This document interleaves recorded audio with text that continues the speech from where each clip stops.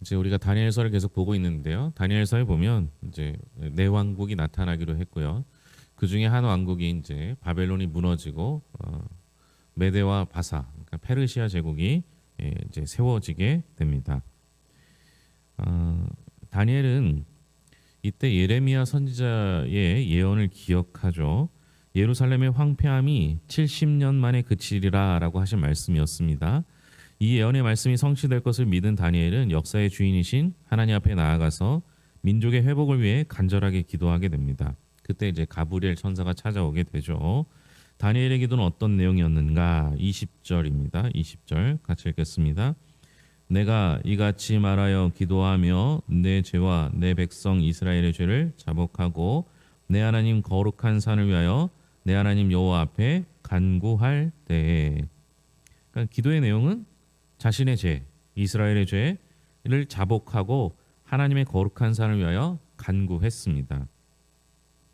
다니엘이 기도한 내용은 크게 세 가지였습니다. 첫째는 유다 백성들이 하나님의 법을 따르지 않고 죄를 범하였고 하나님께서 이미 경고하신 대로 지금 재앙을 받고 있음을 자복했습니다. 이게 첫 번째 죄죠. 첫 번째 기도의 내용이었습니다. 자기가 또 이스라엘이 죄를 범하여서 지금 포로 생활을 하는 거죠. 그러니까 포로 생활을 하나님이 버려서가 아니라 이스라엘 백성이 하나님을 버려서입니다. 두 번째 기도는 그럼에도 불구하고 아직도 정신을 차리지 못하고 돌이키지 않는 백성들을 위하여 기도합니다.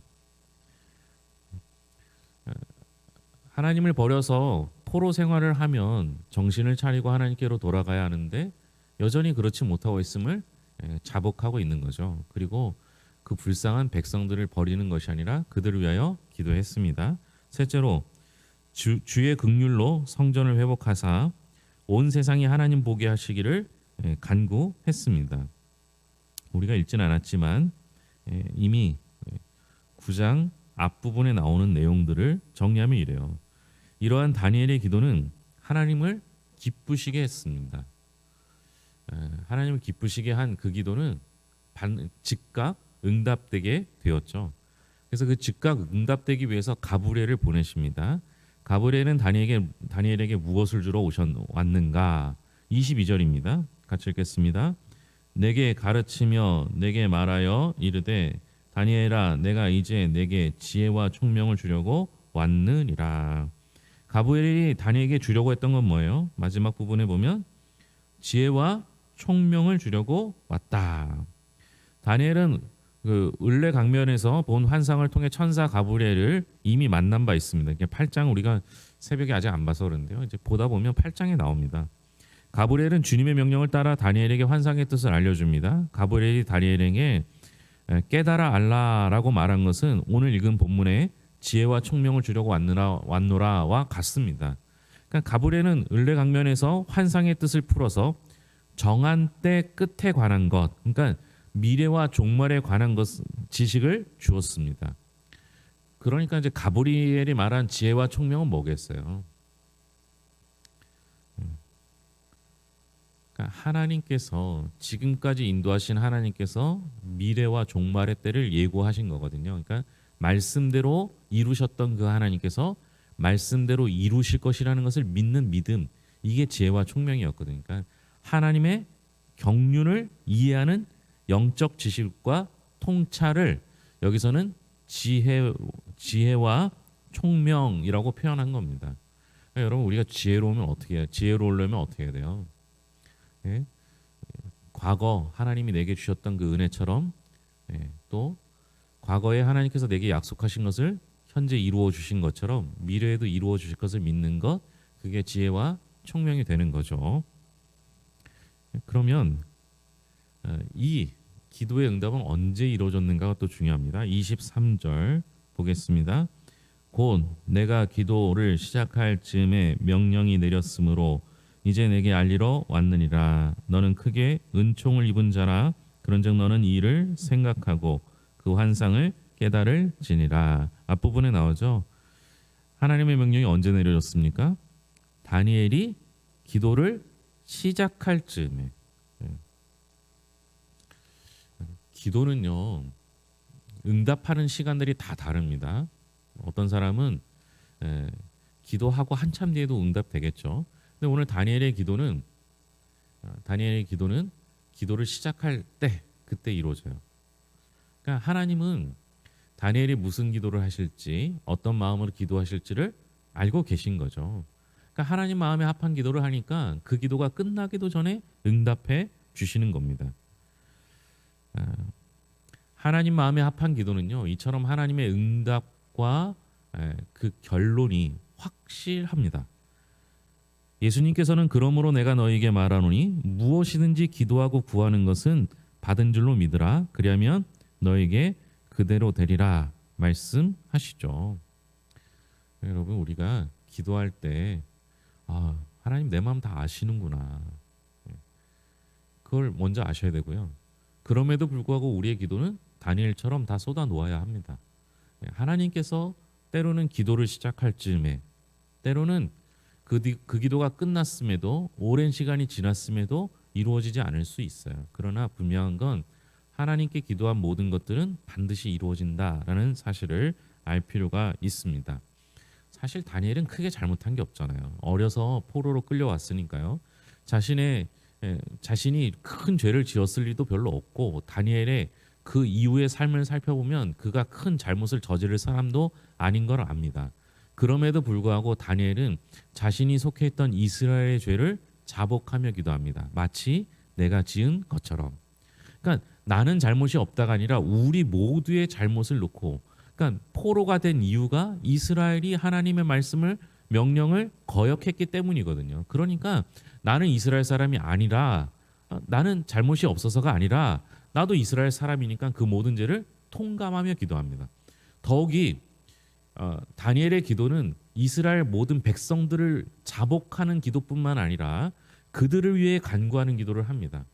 저는 이게 굉장히 중요하다고 생각해요. 우리는 남의 죄 때문에 내가 피해보는 것 같다고 생각해서 원망하고 불평할 때가 많지만요, 다니엘은 항상 자신도 함께 죄를 지었다라고 생각했고요, 더불어서 자신에게 피해를 줬을 거라고 생각하는 그 사람들을 위해서도 기도를 해요. 그러니까 이스라엘 백성들을 위해서도 기도하는 것이죠. 여러분, 우리는요, 그러니까 이렇게 기도해야 돼요. 오늘 한국 교회가 어렵습니까? 누구의 죄 때문이에요? 우리 모두의 죄 때문이라고 봐야죠. 그래서 한국 교회를 위해서 기도해야 합니다. 더불어 나는 별로 잘못 안 한 것 같은데, 저기 죄 많은 사람이 있는 것 같은데 라고 생각한다 할지라도 오히려 그들을 위해서 기도해야 합니다. 나는 죄가 별로 없다고 생각하면 죄 많은 사람을 위해서 기도하는 거 당연한 거 아니겠습니까? 다니엘의 기도에 하나님께서 즉각적으로 응답해 주셨듯이 우리도 하나님 마음에 합한 기도를 하면 응답해 주십니다. 이건 또 다른 의미를 담고 있어요. 다니엘이 기도를 시작할 즈음에 응답해 주셨다는 것은 하나님께서 다니엘의 기도를 듣고 계셨다. 때로는 다니엘이 기도하려고 시작할 때부터 보고 계셨다라고 이해할 수 있는 거예요. 여러분, 우리가 기도하는 순간 하나님은 보십니다. 들으십니다. 분명한 거잖아요. 다니엘이 기도를 시작할 즈음부터 보셨으니까. 그죠? 하나님 우리의 기도를 들으십니다. 우리가 기도를 시작하는 그 순간부터 듣고 계십니다. 천사 가브리엘이 환상을 풀어 하나님의 계획을 다니엘에게 알려주시는데요. 이스라엘과 거룩한 성을 위한 이른 이래가 지나면 어떤 일이 일어나는가? 24절입니다. 24절 같이 읽겠습니다. 내 백성과 내 거룩한 성을 위하여 이른 이래를 기한으로 정하였나니 허물이 그치며 죄가 끝나며 죄악이 용서되며 영원한 의가 드러나며 환상과 예언이 응하며 또 지극히 거룩한 신이가 기름 부음을 받으리라. 여기서 우리가 이런 이제 묵시록, 계시록 이런 것을 볼 때 우리가 항상 더 관심을 갖는 부분은 기한이에요. 기한. 여기를 보면 이른 이래가 나오죠. 그런데 이른 이래라고 하면 70주간을 의미하니까 490일 정도 됩니다. 근데 여러분, 묵시록은 정확한 숫자를 기록하기보다는 대부분 다 의미를 담은 숫자를 기록하기 때문에 숫자에 매이면 안 돼요. 여기서 우리가 중요하게 봐야 되는 건 일단 결과입니다. 허물이 그치며 죄가 끝나며 죄악이 용서되며 영원한 의가 드러나며 환상과 예언이 응하며 또 지극히 거룩한 이가 기름 부음을 받는다라는 결론이에요. 이 결론을 한마디로 정리하면 뭘까요? 주님이 오시는 거예요. 주님이 오시는 거. 기름 부음 받은 사람은 예수님을 뜻하겠죠. 예수님이 오시는 순간 이러한 일들이 일어납니다. 그러면 490일이 중요한 게 아니라 그 다음 나오는 단어가 훨씬 더 중요해요. 보시면 이른 이래를 기한으로 뭐라고 해요? 정하였답니다. 정하였다. 하나님께서 기간을 정하셨다라는 거예요. 그러면 그 정한 기간이 끝나면 어떻게 돼요? 예수님이 오시는 거예요.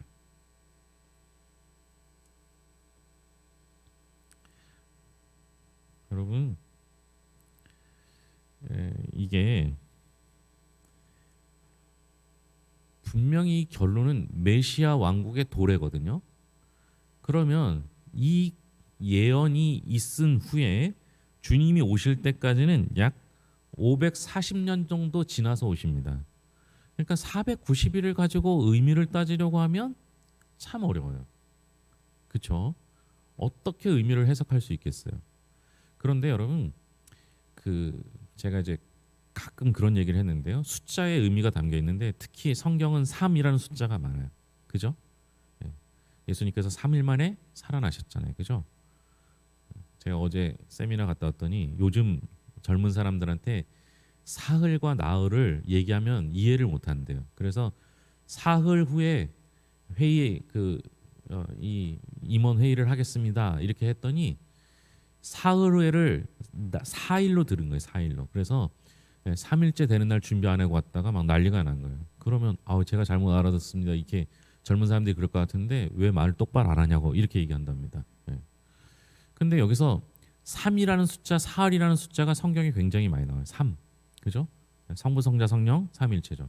4라는 숫자도 많이 나와요. 4. 동서남북. 이 4도 완전 숫자입니다. 그래서 3 더하기 4인 완전 숫자 7이 나오는 거예요. 7은 일주일을 하죠. 그러니까 7 또 3 곱하기 4인 12 이거는 꽉 찬 상태를 의미해요. 무슨 얘기냐면 기한이 차는 시간을 뜻해요. 7과 12는 그래요.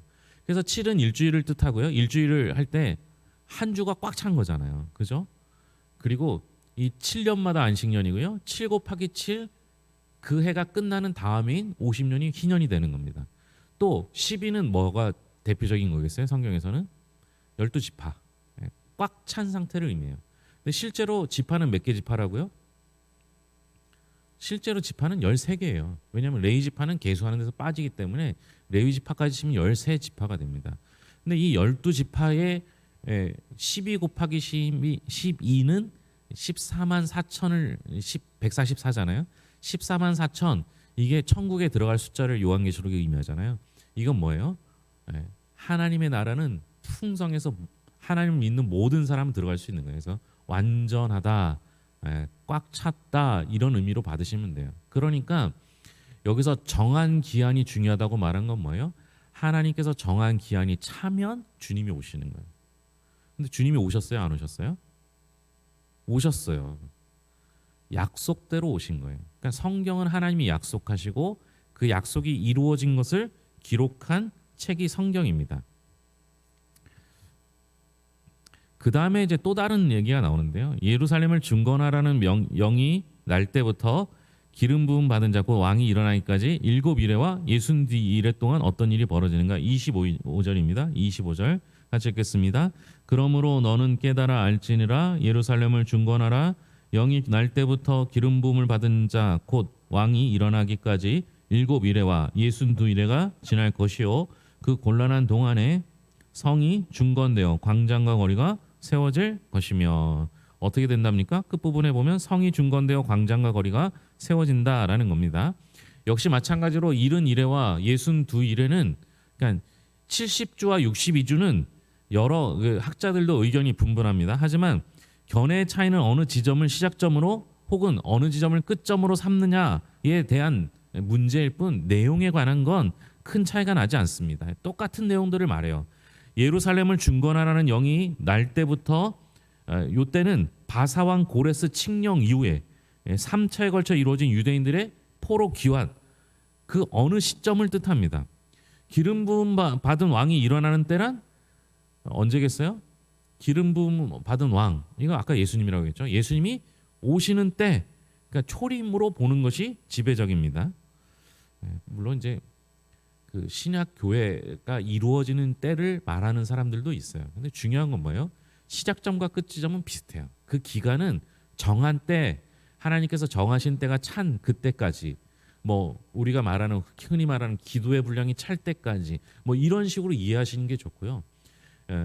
예루살렘 그 성이 중건된 그 때는 이스라엘 백성들이 포로로 돌아오는 때, 그리고 주님이 초림하는 때, 그 사이의 기간을 62일에 그냥 그 사이를 보면 됩니다. 이게 왜 중요하냐면요. 자, 지금 이스라엘 백성들은 포로가 귀환이 됐습니까? 안 됐습니까? 지금 우리가 다니엘서를 볼 때는 이거는 포로 시기로 보거든요. 그러니까 현재 포로에 있는 중이에요. 그런데 이 중에 고레스 칙령에 의해서 고레스 칙령에 의해서 돌아가게 됩니다. 그 3차에 걸려 돌아가요.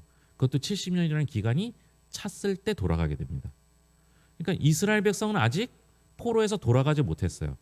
그런데 다니엘은 그럼에도 불구하고 하나님이 약속하신 대로 70년 후에 포로가 귀환할 거라고 봐요. 그런데 그것만 예언하는 게 아니라 지금대로는 뭐예요? 예수님이 오실 것을 예언하고 있어요. 그럼 이스라엘 백성들은 포로가 귀환하는 순간이 드디어 포로 시간이 끝나고 내가 내 나라로 돌아간다, 이것만 기억해서는 안 되는 거예요. 무엇을 기억해요? 하나님께서 포로를 귀환하게 하셨듯이 예수님이 오실 것을 기대하는 거예요. 무슨 얘기인지 아시겠죠?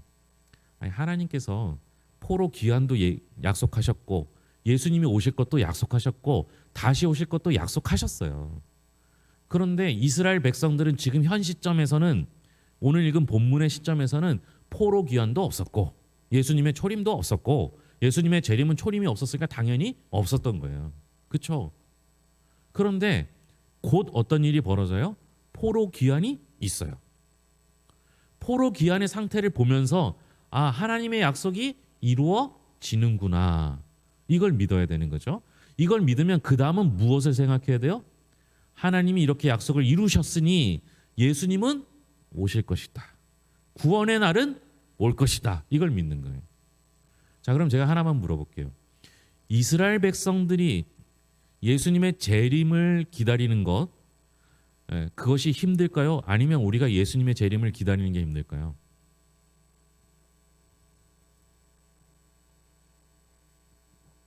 무슨 차이겠어요? 지금 이스라엘 백성들이 포로 귀환을 통해서 예수님의 초림을 기다렸잖아요. 그러니까 이스라엘 백성들은 아직 포로 시기니까 포로 귀환도 모르고 예수님의 초림도 모르고 예수님의 재림은 더더욱 모르겠죠. 아무것도 모르는 상태에서 그것을 소망하고 기대하는 것과 우리는 적어도 뭐를 봤어요? 이스라엘 백성들이 포로로 귀환한 걸 역사로 봤어요. 실제로 역사적으로 있잖아요. 그죠? 예수님이 이 땅에 오셨어요. 그것도 우리는 알아요. 성경을 통해서 알잖아요. 그럼 예수님이 다시 오신다는 거 여러분 믿을 수 있어요, 없어요? 있어야죠. 3개 중에 2개가 이루어졌잖아요. 그리고 우리의 삶 가운데서 하나님께서 우리와 약속하신 것들을 계속 이루고 계시잖아요. 왜 우리에게 그런 과거를 주셔요? 그런 역사를 주셔요? 미래에 다시 오실 주님을 믿고 기다리라는 거거든요. 근데 이스라엘 백성들, 특히 다니엘만 봐도, 다니엘만 지금 상황에서 보면 포로 귀환도 없었고 초림도 없었고 당연히 재림은 모르겠죠. 그런데 다니엘은 이것을 소망을 품고 기도해요. 다니엘의 믿음이 뛰어나요? 우리의 믿음이 뛰어나요? 당연히 아무것도 모르는 상태에서 기도한 다니엘의 믿음이 뛰어난 거죠. 그러나 다니엘의 믿음이 뛰어나든 우리의 믿음이 약하든 하나님의 약속은 우리의 믿음과 상관없이 반드시 이루어집니다. 그러니까 주님은 다시 오셔요. 주님 다시 오신다니까요. 예? 그게 믿겨져요? 예? 믿겨지냐고요? 어떻게 대답할지 모르시는 거예요? 여러분, 주님이 다시 오실 게 믿겨지셔요? 근데 제가 보기에는 그렇게 믿겨지시지는 않는 것 같아요. 왜요? 다시 오시지 않을 것처럼 생활하는 분들이 너무 많거든요. 주님이 다시 오신다는 것을 믿는다면 우리의 삶은 달라질 수밖에 없어요. 다니엘이 소망을 품고 기도하면서 이스라엘의 회복을 기도했던 것처럼 자신의 죄를 자복할 뿐만 아니라 이스라엘 공동체의 죄를 자복하고 이스라엘 백성들을 위해서 기도했던 것처럼 우리도 소망을 품고 기도하며 생활할 수 있어야 하는 것이죠. 이게 믿음이에요. 하나님께서 이미 이루신 것을 보고 앞으로 이루실 것을 기대하고 소망하며 이 땅에 마음을 품지 않고 하나님 나라를 꿈꾸며 사는 것, 이게 믿음이죠. 근데 그 믿음은 내가 믿으려고 해서 한 게 아니라 하나님께서 이미 우리에게 믿을 수 있는 것들을 역사적 증거로 남겨두셨고 심지어 우리에게는 성경을 주셨고 그 성경이 하나님의 말씀이라는 걸 믿게 해주셨습니다. 이제 우리가 할 일은 지금까지 약속을 이루셨던 그 하나님께서 앞으로의 약속을 이루실 것을 믿고 그 믿음 가운데서 아주 작고 연약한 것에 심지어 고난과 환난 중에서도 하나님을 찬양하며 나아갈 수 있어야 하는 것이 우리가 할 일이라는 거죠. 그러면 일이 일비하면 안 됩니다.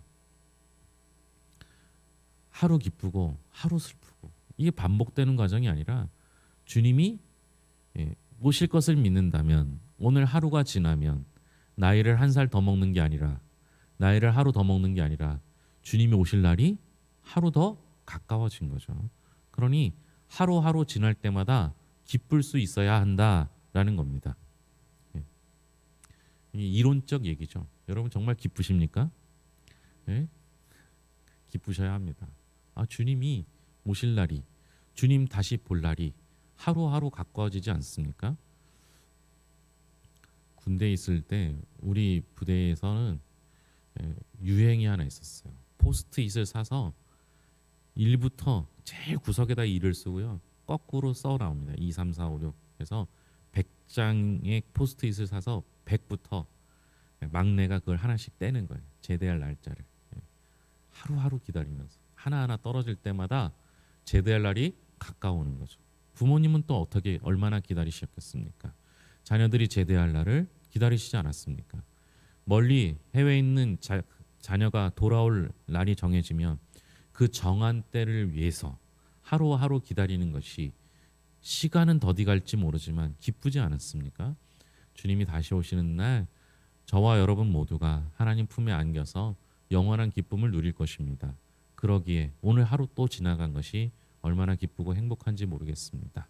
다니엘은 아무것도 모르고 소망을 품었지만 우리는 알고 있으니 꼭 소망을 품고 오늘 힘드셨더라도 내일은 더 기쁜 날이 될 것을 믿고 희망 가운데 살아갈 수 있기를 바랍니다. 기도하겠습니다. 하나님 아버지 감사합니다. 하나님께서 모든 역사를 주관하십니다. 하나님이 정한 때 왕국은 제국은 몰락하기도 하고 흥하기도 합니다. 하나님이 정한 때 이스라엘 백성들이 아무것 하지 않았어도 다른 나라 왕을 통해서 제국의 왕을 통해서 포로를 귀환시키시고 또 이미 준비된 이들을 통하여 예루살렘을 중건하게 하셨습니다. 그들에게 또 다른 희망 예수 그리스도를 주셨고 우리는 성경을 통해서 역사를 통해서 예수님께서 이 땅에 오셨음을 알게 됩니다. 그 주님께서 이 땅에서 고난당하시고 부활 승천하셔서 우리의 심판의 때에 다시 오실 것을 약속하셨습니다. 지금까지 신실하셨던 하나님께서 마지막 약속도 신실하게 지킬 것을 믿습니다. 하루하루 지날 때마다 주님과 만날 날이 하루 더 가까웠음을 믿고 기쁨으로 살아갈 수 있도록 인도하여 주시옵소서. 오늘 힘들었을지라도 내일은 즐거웠을 것을 믿고 하나님의 약속 가운데 그 약속을 믿음으로 살아가게 하여 주시옵소서. 하나님 아버지, 내일 수능이 있습니다. 도우시고 인도하여 주셔서 지금까지 잘 준비했던 수험생들 떨리지 않게 하시고 준비한 만큼 담대하게 시험 볼 수 있도록 인도하여 주시옵소서. 원하옵기는 모두 다 자기가 원하는 것을 얻을 수 있게 하여 주시옵고 이후에 진행될 대학을 원서를 쓰고 진학하는 모든 일들도 주께서 함께하여 주시옵소서. 그러나 이 일은 또 다른 시작에 불과함을 믿고 하나님 아버지 더 큰 꿈을 품으며 살게 하여 주시옵소서. 혹 대학을 포기하고 수능을 보지 않는 이들도 있습니다. 그들의 미래도 주님께서 이끌어 주시옵소서. 자신이 뜻을 정하고 원하는 것을 찾게 하시고 그 꿈을 주님께 나아가 의뢰하며 주님의 도우신 가운데 그 꿈을 이룰 수 있도록 인도하여 주시옵소서. 포로 중에도 꿈을 꾸고 하나님께서 원하시는 것을 이루었던 다니엘과 그 세 친구처럼 하나님 아버지 어렸을 때 절망하거나 좌절하거나 포기하지 아니하고 어떤 상황 가운데서도 꿈을 꾸며 하나님의 나라를 일구어가는 하나님의 일꾼들이 다 될 수 있도록 인도하여 주시옵소서. 올해는 수능 이후에 하나님 아버지 스스로 목숨 끊는 일이 절대로 일어나지 않게 하여 주시옵소서. 주님이 함께 하실 것을 믿습니다. 모든 것을 예수님의 이름으로 기도합니다. 아멘.